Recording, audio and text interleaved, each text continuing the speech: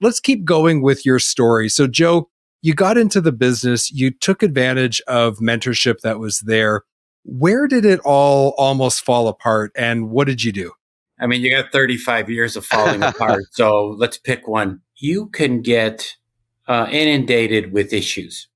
It can sidetrack you and put you in a very negative light. Early on in my career, when I really started getting into some very kind of meaty projects and things that really had me engaged, I stopped worrying about what I couldn't control.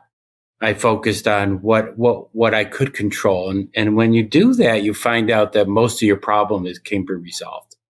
It really can, because most people get sidetracked thinking about all the things that they can't impact. And they allow that to influence their thought process.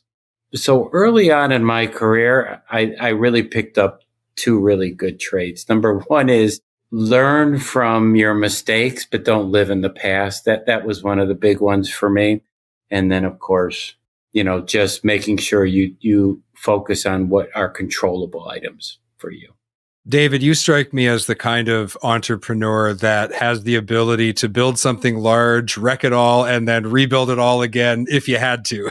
I'm not saying that's what happened in your career, but I sense that from you. You have this ability that to build some pretty amazing things. But if someone just looked at you today, they wouldn't see the whole journey. So tell us a story, maybe early on in your career, where things didn't necessarily go as planned and you had to do something to recover. Oh, that's a tough one because I've made a ton of mistakes. And I think what I've learned through the years is I kind of tell people that life is like a global plus minus board. And no one's got all pluses on one side. And if you don't have any minuses, you're not taking risks. So along my journey, man, I've screwed up so many different things. But I had the self-confidence. And the thing that, as I mentor people, is own up to your mistakes. If you screw something up, to what Joe said, you have to learn from your mistakes. If you keep making them over and over again, then you got a problem. But I remember we were growing our business and a recession happened and everyone starts pulling back. And our competitors started letting go of salespeople and they started retrenching and lowering their inventory levels. And when I was driving to work every day, I'm like, I see nothing but trucks on the road. And I really thought of doing things opposite of other people. And it was then that I realized I'm going to put in more inventory of new products and hire salespeople because there's still so many trucks on the road. I probably can grow my revenue in a down market. That was in the brick and mortar world. In the online world, wow, that's been like more mistakes than I can tell you. I'm a truck parts guy that's gone in the online space. So I really didn't know what I was going to do. So I funded the business and I made just a ton of mistakes. But I never give up. And if I were to teach anyone, it's if you have a passion and a dream, you have to stay with it. You have to know that you will fail and you're going to have really dark days and you're going to question, like, what did I do?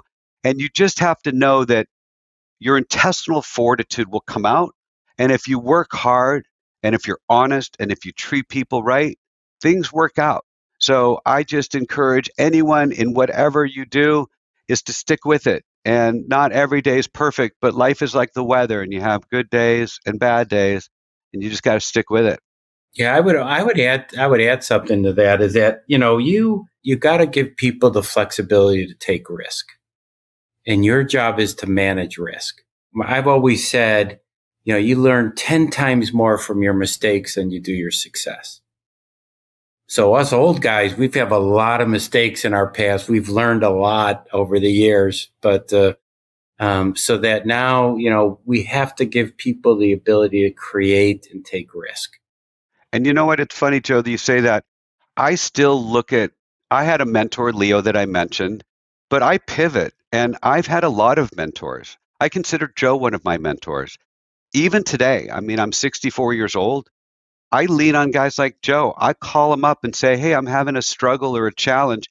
So I think that you always, if you have the self-confidence, reach out to people that you respect and you can ask them their opinion. So I think this mentorship never ends. I think if you're open-minded, you always want to lean on someone that has experience you don't, and they'll help you through the tough times. It doesn't matter what job and what you do. I still think you should always look for that person to help you.